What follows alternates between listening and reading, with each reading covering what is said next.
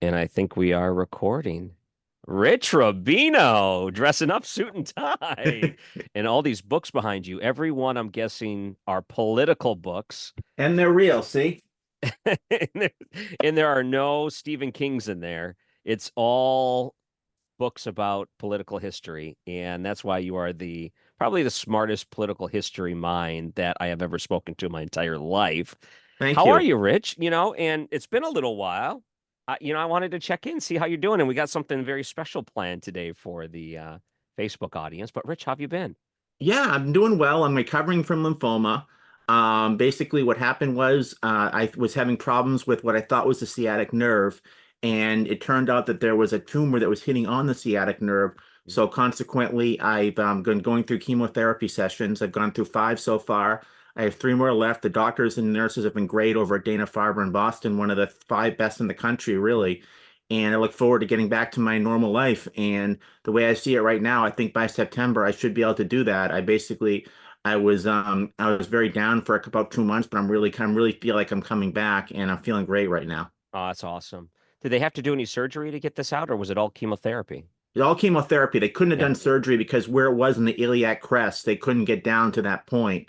Or they said actually if they got down there and they took it out, then I wouldn't be able to walk again. Oh, terrible. So consequently, they had to try the chemotherapy session. But I'm really doing well. The prognosis is well, and the tumor they say is really, really receding. So I'm in very high spirits right now. And I guess part of it, the biggest problem is just in certain places you're not allowed to go inside. So I can't wait till September so I can actually walk inside to places and I can socialize and do everything else. But I'm very optimistic with the prognosis right now. Oh, that's fantastic. I found this thing online and I'll hold it up for the camera. It's called Pieces of the Past. And I see these things advertised because there's a resurgence in card collecting lately Oh, I love where it. And I was a big baseball card collector. I like pre-World War One baseball cards, Ty Cobb, Tris Speaker, Clark Clifford. I even had some I still do actually, old Judges and Allen and Ginter cards from the 1880s. oh, that's awesome. Super collectible. And well, people collect these now. And what these are, there's 8 packs a box, one relic per pack. Essentially, there's just one card in every pack, but each one's supposed to have like a piece of history in it. So I wanted to put a preface into this because I've done some reviews. I bought this and I thought this is so cool. Then I bought it and I looked it up and I read more reviews on it. And people are like, you know what? It is cool, but at the same time, there is zero way to authenticate anything they put on these Hmm. things because it's not, there's a couple, you can buy like Tops. That's like a well reputable, company that sold baseball cards forever. Like there's some backing behind that. If they put something on it, you're like, okay, that it is what it says it is, or Upper Deck or some of these other big ones. A Clear. company like this, they're like, man, there's zero way to authenticate anything they put on them. But either way, it is fun. So I thought, okay, let's split a box. And I opened it up, and there's supposed to be 8 packs in a box. And there's actually, in this one, seven plus a special insert. And it said, oh, this is a special, you got lucky type of thing. So I sent that one to you to have. And I was hoping maybe we can open the packs during this video and we can talk some political history during this because I thought it would be pretty fun. This will be extremely fun. All right, which one do you want to start with? You want to open a pack, or you said you did an experiment one? Do you want to do that one first? Well, I opened up one just to see Yeah, what would come out, yeah. and what came out was actually the card, and this is from Zeppelin of I guess the Zeppelin fame, and I just wanted to see what it actually looked like, what came out, and that's what came out. So Hold that up to the camera if you could. What's on there? it's It's like a little. basically a baseball card type of a thing. It's like a something in the middle. The insert is something from like a document. Yeah, I was trying to figure that out. Whatever it is, it's very opaque because I can't tell what it is. I watched somebody who did this online, and Uh-huh. the cards that they saw, you couldn't tell. I mean, I don't know how you authenticate it, as you said, but you Yeah. could see the actual words and the actual letters. For this one, you can't really see anything. But I did Google it, and I Hmm. looked at eBay, and people are selling this for $8.99. Oh, okay. So That's good to know. That's very good. Well, this Zeppelin fellow. What is he from Germany or something? So he's not Germany, the famous inventor, yes, if you not all so know much like a about the Zeppelin that exploded. He was right. known as the inventor, and I was expecting mostly presidents and politicians, but I wasn't expecting inventors as well. And the guy on the internet was Uh-huh. getting like Wyatt Earp, the famous law enforcement official from the OK Oh, Corral. He was yeah. getting Vincent Van Gogh. Oh, And wow. the thing I find fascinating, because you can see little things from a document that they put on each respective person. Mhm. Does that mean there's somebody actually cutting up these historic documents? I And if think there so, is. imagine how much value it must be sent. You get something with like a John Quincy Adams autograph on it, and someone's job is to cut it up. And I mean, it's got to be more value there than to Uh, just see the little one word, the word of his John Quincy Adams saying like or something and putting that yeah. one onto these cards. It Yeah. just shows they must have an unlimited budget. Well, I'm guessing, I used to look at some of the websites that would auction off historical documents like Heritage or some of Yep. these big auction houses. And for a while there, you could buy a historical document for 500 bucks, $600.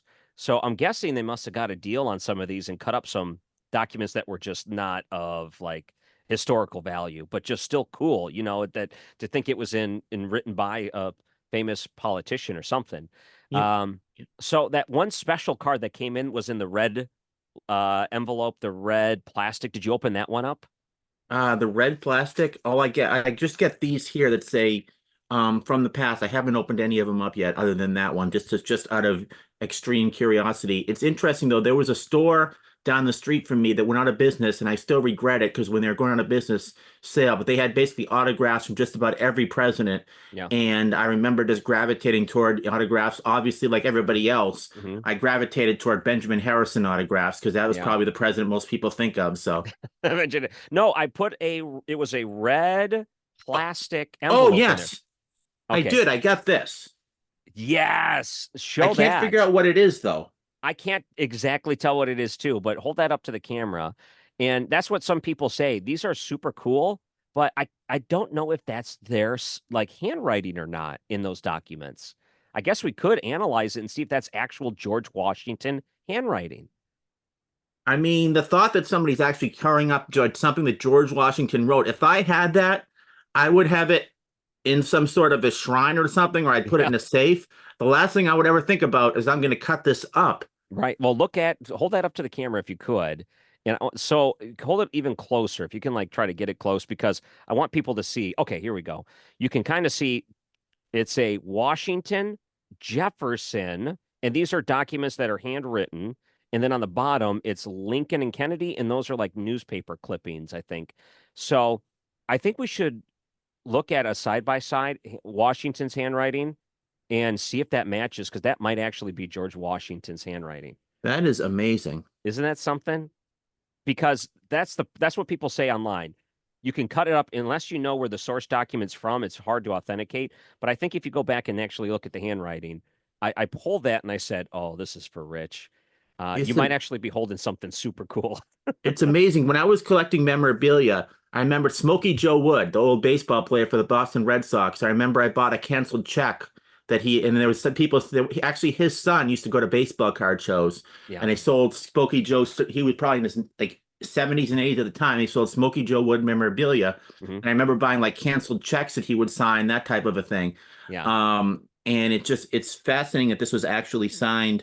This could actually be his handwriting, but as you said, Yeah. how do you sort of authenticate it? We're gonna have to do a I side guess by side if you and really see want it. the best for the buck, you cut out just about every word that the person says, and you try to What's make money off of it that way. It's only what an inch and a half by an inch and a half or something. It's like not that Yep. big, but either way, let's say let's give a fun political trivia fact about each person on that card. So, Okay. is there a fun George Washington political fact that comes to mind?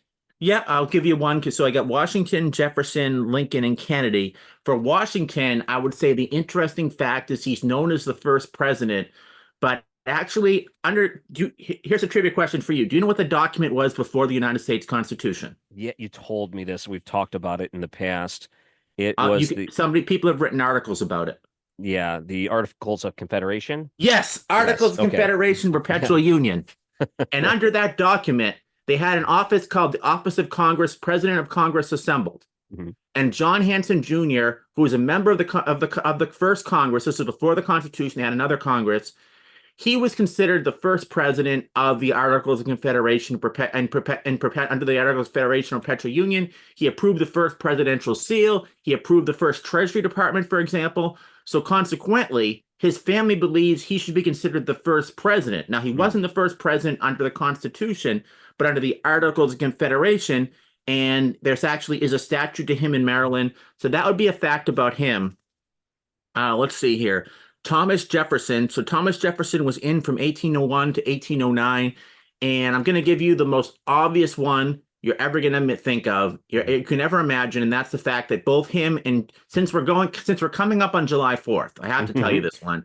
Him and John Adams were once political allies, became vicious political opponents. When George Washington was president, actually, Washington had warned of the baleful influence of political parties. He said that in his farewell address, but during his administration, Jefferson and Adams was serving as vice president, respectively. Jefferson was Secretary of State, formed their own political parties. Mhm. Jefferson formed the Democratic Republican Party, which would be similar to the Republican Party or even the Libertarian Party today. Basically, wanted less government and more agrarian republic. Adams, as well as Alexander Hamilton, although they had different factions of the party, formed what became the Federalist Party, which wanted a larger federal government and less power to the states. So they formulated that, and they became rivals, ran against each other. The first time Adams won, eked out a victory. The second time Thomas Jefferson won. Adams wouldn't even go to his inauguration. That's how Mhm. angry he was at his successor. But later in life, they started writing letters to one another. And in 1826, John Adams and Thomas Jefferson, and this is exactly 50 years after July 4th, died on the same day. The story is that Adams's last words were "Jefferson lives." Okay, really, they become allies. By the way, James Monroe Wow. also died in a different year, but he also died on July 4th. So that would be a Wow. fact about Thomas Jefferson. I know it's pretty obvious, but it's just an absolutely amazeball story. I took my kids to Henry Ford Museum Oh, here in awesome. Detroit, and they have some really awesome documents, including one of the copies of the Declaration of Independence there, The and original. Wow. one of the original Wow. copies, I should say. I think they said there's like 30 left, or that they known are left, but Jefferson's name wasn't on that one. I guess they all didn't sign all the copies. And but if you the history in the Henry Ford Museum, they have a car collection there. They have the car that Kennedy was assassinated in. Oh, wow. They have the car that Ronald Reagan was shot and left to the hospital there. And they have also the chair Lincoln was assassinated in there. Really? And they also have some other political documents and things in the Lincoln section. Really amazing history that's preserved there. It's worth going through if anyone gets a chance to see the Henry Ford Museum. Well, Um, you just mentioned Lincoln. And interesting about Lincoln, Lincoln was a hero of the Black Hawk War, and he was also a wrestler. And oh if you go yeah. down to, and I know that you're on your way to when next time you go to the Wrestling Hall of Fame down in Stillwater, Oklahoma, there's a big monument to him because the story is he only lost one fight during his days of wrestling. This isn't like WWE. This isn't entertainment wrestling. Mhm. This is actual wrestling. If telling you, you can Google this. Abraham Lincoln was a very good wrestler. And by the way, Abraham Lincoln, his entire political career, before being elected president, he was elected to only one office, Mhm. the House of Representatives, and served for only one term. Yeah. Imagine this. Isn't He that tried to something? he ran for the Senate seat. Back then, the parties picked the candidate. So you had those famous Lincoln Douglas debates. Stephen Douglas landed up winning because the Democrats won control of the legislature in Illinois and put him in. But imagine today somebody who'd only won one political office, who was a former one-term congressman, Mhm. being formidable enough to be president of the United States. Wow. Isn't that something? And then there's a Kennedy on there There's too. Kennedy on there. Yeah. Yes, Kennedy. John F. Kennedy as well. John F. Kennedy, actually, the reason I mention this is that there's a lot of talk about Joe Biden and what would happen if the Democratic Party were to choose somebody else. Hmm. The last time a party went to convention without basically the president, and this time said the presidential nominee was Adlai Stevenson, the former governor of Illinois, and he said to the convention, "You can choose anybody that you want for vice president." And instead of John F. Kennedy was one of the candidates who ran that year for vice president. It actually went to Estes Kefauver. Estes Kefauver won. Oh, here's a great story about John F. Kennedy. Hmm. John F. Kennedy, the first time that he ran for Congress, one of his opponents' names was Joe Russo. Hmm. So what the Kennedy family did, they hired a custodian in the district, and they said, "We'll give you some money. Will you allow us to put your name on the ballot?" So this other guy who has the same name named Joe Russo says, "Okay, you can put my name on the ballot." So voters went to the polls and they saw two Joe Russos on the ballot. Half of them voted for one Joe Russo, half of them voted for the other Joe Russo, and John F. Kennedy won the race. And interestingly, and I'll give you one caveat, during that race, there was a John F. Kennedy's mother came into the district and she was in the back of a cab, and the cab driver was talking to her, and she said, "Have you heard of this guy named Jack Kennedy who's running for Congress?" And the guy says, "Yes, I have. I heard he's a war hero." They said, "Do you think he's a good guy?" And the guy says, "Yeah, I heard he's a very good guy." And then the woman said, "Well, I think you should know that I happen to be his mother." The guy says, "It's really good that I have you in the back of this car because he owes me $2.20 from the last cab ride he stiffed me on." I like it. Oh, what a great tactic, finding someone with the same name. Is that legal today? Could you do that? I don't Yeah, I know. mean, if That's John Smith is running for political office, who's to say that someone else named John Smith doesn't want the same political office? So theoretically, it could happen. There have been other examples. For example, if you remember when Ted Kennedy died and his seat Mhm, was up, Scott Brown was running as a Republican nominee in Massachusetts. Martha Coakley as the Democratic nominee. There was an independent who ran whose name was Joe Kennedy. mhm, And the interesting part of this was the Democrats were trying to persuade the former congressman from Massachusetts named Joe Kennedy mhm. to run for the United States Senate, and he didn't. So this other guy named Joe Kennedy runs as an independent, and many believe that there was a conspiracy because they were trying to get basically people who are Democratic oriented to go to the polls and see the name Joe Kennedy. Oh Joe yeah. Kennedy said he has no part of this; he just wanted to be a senator. But there were tapes that were found, and the tapes were people calling, and they were calling Democratic households, and they said, "Vote for Joe Kennedy." Oh wow, yeah. So now, was S- he part of this? I don't think he had anything to do with it. I think he just wanted to, he was just taking advantage of it and taking advantage of his name. But there's certainly it wasn't the first time that's ever happened. Yeah. Well, we got a couple more packs here. I got 3 packs, and I Oh, think you have three wonderful. packs left. I Okay. got 3 packs right here. Yes. Okay. Well, they're all random, so I have no idea what's inside. I'm hoping you got something really good in your packs, honestly. But you want to open one up first? You want me to open up one? I can do one first. Okay, let's give it a pack. The suspense is killing me. It's by on YouTube. There are people that just open packs of cards. That's all they do on YouTube. It's amazing. The hobby itself has grown so much that people will go online and watch other people open up packs of cards. I love it, actually. I don't collect cards anymore, but this was so unique. I thought, oh, I got to do this with Rich. We got to try this together. This was my basically, I wasn't good at actual playing sports growing up. Hmm. So consequently, I wanted to be part of it all. So Yeah, I started collecting baseball cards, and then everyone else was collecting newer baseball cards. So contract-wise, I said I'm going to collect older baseball cards. So I that's went like right. really old. I went to pre-World War One, Hmm. and I started collecting first of all like T206s, which Hmm. is the same set that Hannes Wagner's in. And Hannes Wagner was a Oh, baseball player who basically told the company he didn't want them to print any more of his tobacco cards. The story is because he was probably was against the idea of tobacco use, but there are still a few that exist, and they've sold for millions of oh dollars. yeah. That's the same set, and I It's one have of a the Ty most Cobb. Yeah. valuable cards ever. Whenever you hear people talk about those cards, it's always the Wagner cards. Yeah. I And think Wayne then I Gretzky started famously saying had one. Yeah.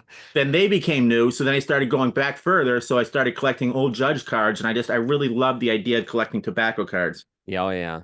Let's see what we got here. Anything good? Uh John D. Rockefeller. Oh, cool. What's on there? Is it a little piece of It's a scrap piece paper? of paper with nothing on it. It's like a blank paper. There's no It's handwriting let me on a Rockefeller blank No, and I'll paper. put it right up to the camera. Let's zoom. Can you hold it up closer to the camera? Let's get a real good look at it here. All right. And Well, it's gonna zoom in. Hold on. There's just like a line there. It's almost like the words were up top and you got the bottom part of a piece of paper. maybe he touched it or something. I don't know. But Gonna dust it for fingerprints. Uh, is there any good Rockefeller, or is it Rockefeller or Rockefeller? Like, what's the pronunciation? Because I've heard it both ways. I think when people make fun of the Rockefeller family, Yeah, they say Rockefeller. yeah, I Now, gotcha. do they actually call it? I would say they probably would say Rockefeller. The one Yeah, thing I would say, and this it, isn't about him directly, but about the yeah. family. But real quick, I think maybe we messed your zoom up by doing that. It didn't refocus back out. Do you notice that? All right, hold on. Now pull it back a little bit. Did that fix it? Can you see on your camera? Does it look a little blurry now? It looks good to me. Oh, it does. Okay, we're good then. Never mind. It might be just me. There was a governor of New York. Eventually, his family turned into liberal Republicans later on, Okay. and the governor of New York was Nelson Rockefeller. And Nelson Rockefeller used to go up to people and he used to, when people would say, I support you," when he's running Uh-huh. for office, he used to say, "Thanks a million." Back in 1958, when he ran for governor against Averell Harriman and actually defeated Averell Harriman, his advisors said, "You can't say thanks a million because people immediately associate you as this kind of opulent, wealthy person." Hmm. So he'd say, "Thanks 1,000." Yeah, thanks 1,000. Yeah. And at one point, he was governor of New York. And in Arkansas, they actually had his brother Winthrop Rockefeller was governor. And Winthrop Rockefeller was kind of a liberal Republican in an outer South state, which is very, very rare to have. But Hmm. that's only the first time you've ever had governors. You have governors from the same brother and brother being governors of two different states until George W. Bush and Jeb Bush. When George W. Bush was elected in '94, beat Ann Richards, gets reelected in 1998, beating Gary Moreau, and then in 1999, Jeb Bush beats Buddy McKay in 1998, becomes governor of Florida, and you have a governor of Texas and governor of Florida, both brothers from different states. That was the first time that happened since the last time, Oh, since the interesting. Rockefellers. All right, let me open up one here and let's give this a look because I'm curious. I love these cards, by the way. It brings me back recrudescence of all these times with buying all these baseball cards. So, congratulations.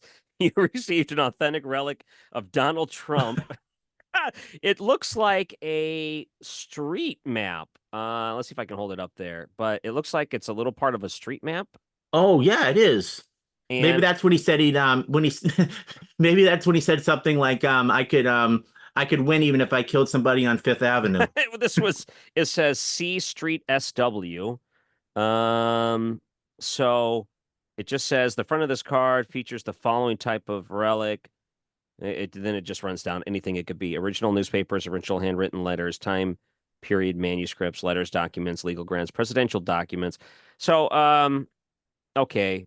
Well, I really don't know what any of this is. I do own a Donald Trump trading card Show us now. a picture. Show us a picture. Yeah. So it's just, is that a It's his official presidential? photograph. Yep. Yeah. And then if I don't know if how close I can go without it messing up, but it's just like a street. I don't know what It, the connection to the street is. I would have to look up that street if that's by the White House. So So now you you have to do a Donald Trump impression. you all you need is the hands. You The don't have to say accordion. The anything either way. accordion. The accordion, and we oh boy, the debate is a whole different story from this week. What a debate. We were messaging during the presidential debate, and you said this may be the nastiest debate you've ever witnessed in your life when it comes Oh to yeah. I mean, politics. at least at the presidential level, you have these Yeah. sometimes that some people running for Congress who hate each other, but you could just tell the iciness in the room when they both walked in and didn't go over. I would think even if they loathe each other, they would at least go up and shake each other's hand and go back over. But Yeah. there was no eye contact, Oh nothing. yeah. No, there was a little bit when they were talking because every once in a while you would see CNN do the thing where they would like do the split screen and Joe would look over. Man, did he have a weird look on his face. Like he was really trying to understand what was going on here. And then Donald Trump mostly just looked down, would shake his hand. He rarely looked over at Joe. He did, address the debate moderators, which I thought did a pretty good job, all I things thought they did considered. great. They did the And best I've ever seen. and when it comes to that format, that's a different type of format. What did you think of the debate format where they cut off the mics or force the hand I of liked it. I think it controlled the candidates because sometimes they would still talk and you mhm, could still hear it from the other candidate's microphone. But I thought it was great, and I do think that Dana Bash and that Dana Bash particularly did a really good job. It was just a matter of them asking questions and the debate. The moderators you really didn't even know were there. You didn't really yeah. think about it. And they would just say something to the effect of, "Well, you have 29 seconds left," something to that effect. But oh, and Yeah. Jake Tapper was the other one. It was a great debate for history. I don't know if it was a great debate for civility. Oh, no, not at all. A lot of people were commenting that. But here we go. I got a Donald Trump authentic rally. But they don't put the J in there. It just says Donald Trump, He not Donald made J. he makes these cards great again. Yeah, that's right. All right. So that's one. You want to open up another one? See if you got anything good? Sure. Let's see. I like that they include the little plastic sleeves with them. That's convenient. The things that come with it, those whatever it is in that street, though, I don't know if it's Uh, that irrelevant. You wonder why they can even put anything on in the first place. if it's yeah, irrelevant. Let's see. You don't know what's in there. Like you could be ripping a document just like they do on their side. You think there is an intern that's doing this, like that doesn't know any better? Like they have to pawn it off on someone that doesn't feel bad doing it. Tearing up the Gettysburg Address so they can put it on a card, right? They're like folding it over the side of a table. Like, they fold it and they try to rip it off the edge of a Oh desk. my gosh. Let's see, what'd you get? I have kind of an obscure fella. I think I've heard of him once or twice. Mhm. George Washington. Oh, what do you got there? A George Washington card. What's in the George middle? Washington card, and I'm not sure what it actually says. Yeah. Is it printed? Okay, it's printed. Hmm. Is this something George Washington actually said, actually wrote somehow? Does it look like it's printed or does it look like it's handwriting? Um, Oh, it's printed. It looks like it looks like a newspaper article. oh, interesting. I It's wonder if got there's a way to like type in some of the keywords to see what comes up. Maybe there could be a document somewhere. Because what I have here is I have wharf spelled WAHRF. what would that be? Is that like a place? I'm thinking wharf back then. The F could have been how they did PHs back in the 1700s. Yeah. Interesting. It's the Well, problem with these is they're just so opaque and they're so opaque that you can't determine what they actually are. it would take a lot of research, but I don't know how robust. Does George Washington have a presidential library? I don't back. I mean, he has one in Virginia, but it's different than an actual library. It's more like museums. The Yeah. library system actually began under Webb Hayes, who was Rutherford B. Hayes's. Actually, this is interesting. It was Rutherford B. Hayes' son that began the idea of actually having a presidential library. Hmm. And the first presidential library is in Fremont, Ohio. Hmm. And Rutherford B. Hayes, by the way, you know where Rutherford B. Hayes is very famous? Hmm. What's that? Par Paris, you said? Paraguay. Oh, Paraguay. And you're probably wondering why. Yeah. When he was president, the United States would sometimes negotiate disputes between different countries. And consequently, Paraguay and Argentina had a dispute about what was called the Chaco territory. Hmm. So they went to the United States and they said, "Can you negotiate it?" So Rutherford B. Hayes basically took the responsibility down to William Evans, who was his Secretary of State at the time, and said, "Can you negotiate the dispute?" And the negotiation greatly benefited Paraguay. Hmm. So consequently, about 60% of that Chaco territory is now in Paraguay. Hmm. What does that mean? It means that they have a soccer team named after him down there, a villa named after him, and his birthday Yeah. is a national holiday Oh, in that's the great. country of Paraguay. They view actually interesting. They view Rutherford B. Hayes the same way we view George Washington. Wow. And there was a youngster who spent 2 years in a coma, and reporters from a television station said, "Our television station wants to give you, within reason, whatever you want as a gift." Hmm. And she said, "I want to go to Fremont, Ohio to visit the Rutherford B. Hayes Presidential Library and Museum." Now, this So is why it's great. so interesting. Rutherford B. Hayes is, by the way, did you know he was the only president born in Delaware? Is that right? Well, Delaware, Ohio. because is Joe Biden in Scranton? Is that where he was born or He was, something? but Rutherford B. Yeah. Hayes was born in Delaware, Ohio. Yeah. No, where? Delaware, Ohio? Ohio. Oh, gotcha, Ohio. Now I get it. All right. By the way, I've been to Fremont a bunch of times. I didn't realize there's a presidential library there. My wife, I think you need to do a tour and you need to bring the whole station down there. it wouldn't be that far of a drive, but my wife well, she didn't like, I think maybe, high school. No, maybe a little bit younger than that. But she moved from Texas to Ohio and they lived right by Fremont. And they were such a small town that Fremont was like the biggest, closest town. So they went there all the Oh, time. So when I first met her, her family still lived there. So when we go visit her family, we go to Fremont. I never realized there's a presidential library to look up when I was there. Hmm. I think you need to take the entire station there and do a 1 week tour of it and just focus on Rutherford B. Hayes because I think the Yeah, viewers in Detroit, the listeners in Detroit need to know more about Rutherford B. Hayes. I think they all do. Everyone does. Here, let me open up one here and see if there's anything good. Let's see. All right, this is a looks like a newspaper article. It says Benjamin Franklin newspaper, and the editor, yeah, it just looks like an old newspaper clipping. Um, so it's just a big piece of newspaper there. See, oh, let me see what if I can pick up any words. Elegance, deferment, they inherit lane to the editor. Chief letters were Yeah, education, Chesterfield, Flufford. Maybe this is from his almanac or something, but it looks like it's kind yeah, of a contemporaneous writing. It doesn't look like old writing. yeah. Lord Chesterfield has fuffered. What do you think fuffered means? I think they do. The F is different back then. Yeah, it's heavier than the other card. I can tell it weighs a little bit more. Yeah, it's good old Benjamin Franklin. I don't know what's on the backing, if they just basically glue it straight onto the card. And the card feels a little bit more It's rigid than heavier. this one. Yeah, It's it's heavy. it's thicker. Like it's more rigid. Like I can't really bend this one. Like the Donald Trump one I can bend. It's like a regular card, baseball card. This one's thicker. You can't really bend it. It's like on a hard card stock. Wonder what that means. Oh, well, that's kind of cool. This one has 2022. So this one, the Donald Trump was printed 2024. So apparently this is what they call the 8-year edition. So I guess they go through multiple years of doing this and they have other relics they put in there. Okay, Benjamin Franklin, you got any good trivia bits for him? Well, in Boston, people think of him as Philadelphia, but he's actually born in Boston. Hmm. And there's a fellow that goes around acting like Benjamin Franklin who walks all over Faneuil Hall and walks all over Boston.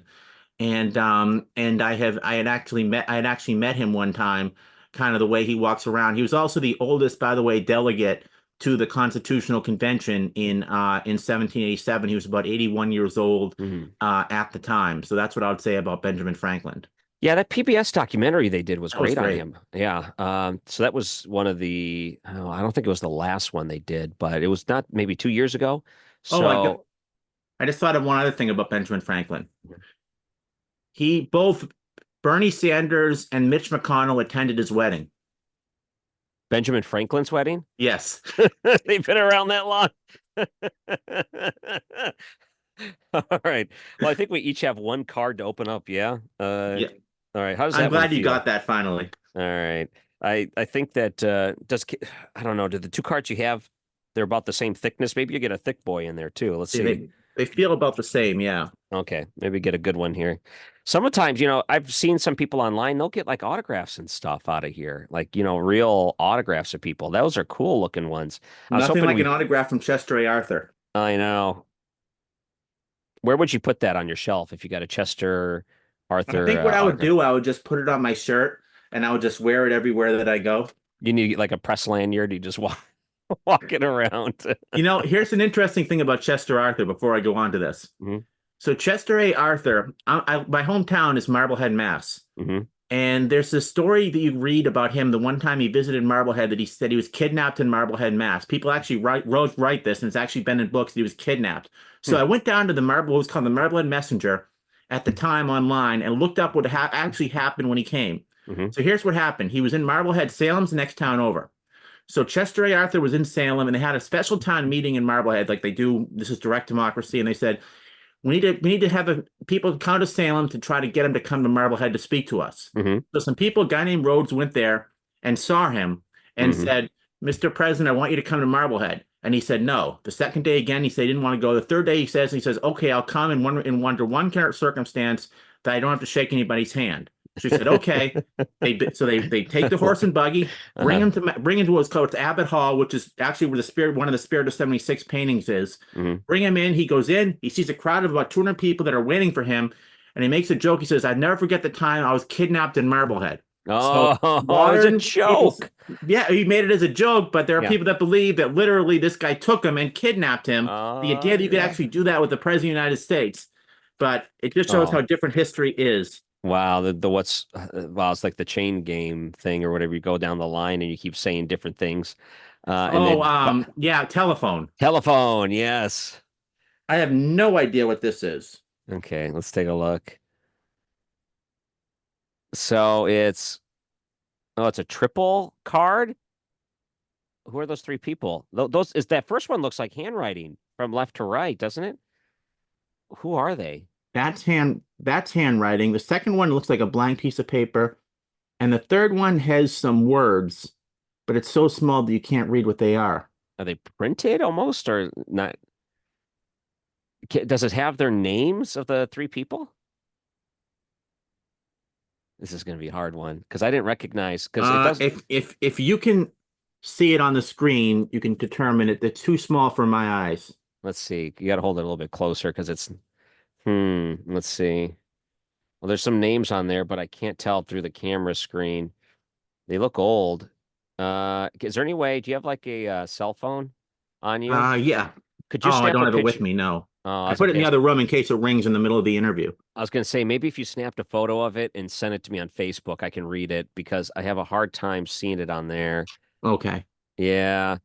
Well, it's cool because you got a handwriting. Someone, is that Charlie Manson?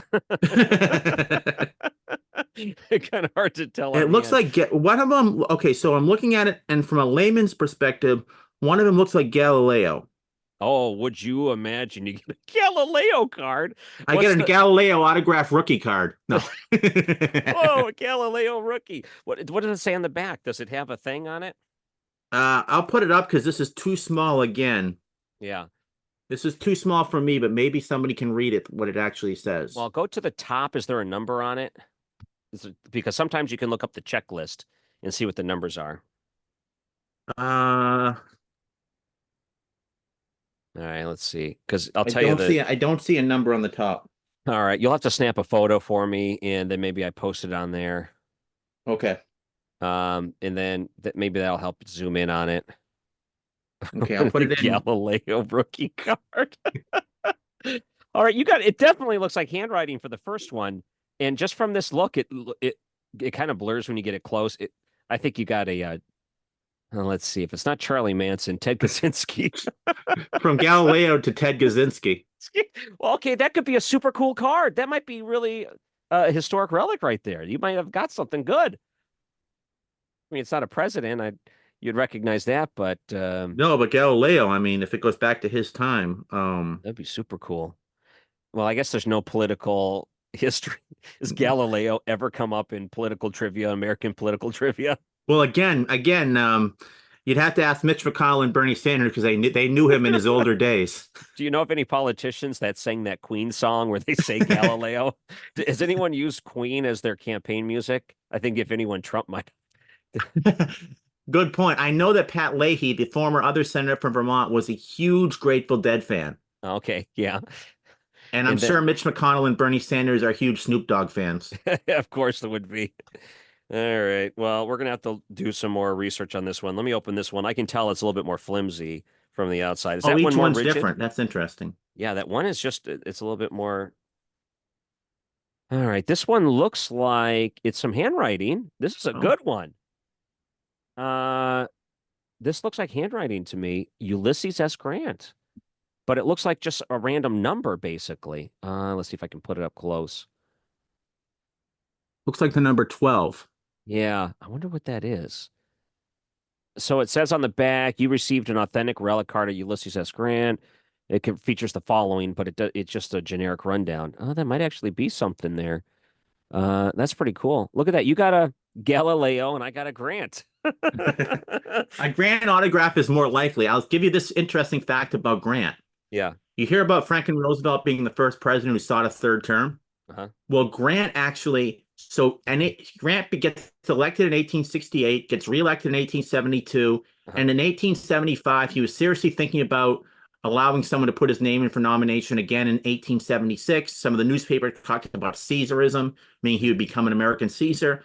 So Hmm. consequently, he didn't do it. Rutherford B. Hayes, the governor of Ohio, runs for president that year instead, wins the presidency in a disputed election. Ulysses S. Grant spends about 2 years going all over the world, and he becomes relatively popular. And he says in 1880, he says that he would allow people to put his name in at the convention. This is before primaries. Conventions decided the race. So consequently, his name was put in, and he was an early front runner, and he was one of the candidates. And there was a young congressman named James Garfield, congressman from Ohio, who got up there to nominate John Sherman from the state of Ohio as the Republican Party nominee. and there was a dispute. It went 36 ballots. Hmm. Finally, someone said, "Why don't we put your name in? Why don't we put that guy who just gave that speech? Why don't we have him as president?" James Garfield says, "Oh no, I'm just here to dominate someone else." What happened in the 36 ballot? James Garfield wins. James Garfield becomes president of the United States in 1881. It used to be that easy, huh? You just have to be there at the right place at the right time. Hey, you want to be president? Same thing with Adlai Stevenson in Yeah. 1952. Stevenson never participated in any primaries. Mhm. He was in Chicago. He was the governor of Illinois running for re-election at the time, and he gives a speech welcoming the delegates, and people start saying, "What about you? We want you to be president." And Mhm. Adlai Stevenson becomes the Democratic presidential nominee, Yeah. defeating among other candidates Estes Kefauver, the senator from Tennessee, and the one of the original candidates 74-year-old Alvin Barkley, who was Truman's vice president. But the labor unions, who basically were hegemonic and controlled the Democratic Party, said we don't want somebody that old to be president, so they nixed him. You had a dispute amongst a bunch of candidates. Richard Russell from Georgia was another one, and eventually Adlai Stevenson becomes a nominee, and then he loses the presidency that year and loses again in 1956. Wow. How about that? That is amazing. Well, so what do you think? Let me give you your general impressions of this. So this is a blast of the past box. And as it turns out, after I bought this, it went on sale. So people can get it. I think they're about, I don't know, they're not super pricey. I mean, they're not cheap. It's not like you're picking these up at Walmart or something. But do you think they're worth it? If you would you recommend people get these history packs to learn more about history? I would, just because of the anticipation and the fun that comes out of it. I'm preference. I like the idea of cards. I like baseball cards. I like that type of stuff. The thing I don't like about it is how vague it is. Oh You yeah. don't know what is in that document. That F or whatever letter it is could have been from absolutely anybody. Yeah, I And know.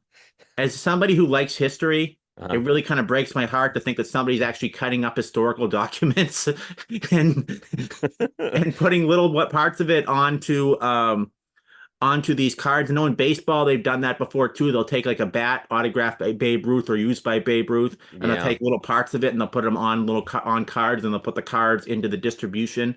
Interestingly, Topps, by the way, one year what they did is they put one example of every Topps baseball card they've ever produced, and they'd put one in. They distribute them everywhere in packs. So theoretically, you could get the 1952 Topps Mickey Mantle the same as you could get a 1987 Mark Sullivan. They're the That's same awesome. chances of any other card, but they put them all in anywhere, and that card's worth over $1 million in Oh, some I cases. know. You talk to all the guys that put those in the spokes of their bikes and stuff.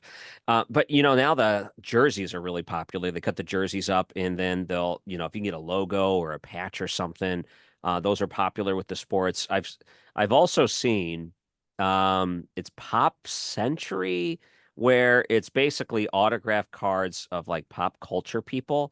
So you could theoretically get your Snooki card that you've always wanted. It could be in Jersey Shorecast. There's like I saw one. It was like Al Bundy signing it. As was it O'Neill, Ed O'Neill? It's like signing it as Al Bundy. It was Well, kind of Al cool. Bundy has some political. Al Bundy. There's a presidential connotation there. Really? You know why? No. Because when he scored his four touchdowns, Hmm. you know where he scored them at? What's that? James Polk. K. Polk High School. That's right. Polk High In one School. game, four touchdowns in one game at James K. Polk High School. So consequently, James K. Polk and Al Bundy will forever be tethered in American history. Yes, they will be. Well, I think we're gonna have to maybe I'll post this on Facebook. And if you want to send me pictures from your phone, we'll post some close-ups of the cards. I'll add those to the post so people could actually see them if they want to get some close-ups of these cards. So if you don't mind doing that and send those on Facebook, I'll add those to this video. And I'm so glad we got a chance to do this. This was so cool, Rich. It's so good seeing you again. Great seeing you as well. We can put this up on YouTube too. Let's do it. Let's put it up on YouTube. We'll put it anywhere people may enjoy it. I think when I put this up on the Facebook page, there's going to be a lot of people happy to see you again because I think of all the like late night stuff we did in St. Louis, people look forward every single week to your segment. Like they Thank you. would set their clocks to it. They wanted to make sure to listen to Rich. And I think people miss you. So I think this will be good. People really enjoy I it. miss St. Louis too. Aw. Well, thanks for doing this, Rich. I really appreciate it. Thank you so much. Greatly enjoyed this.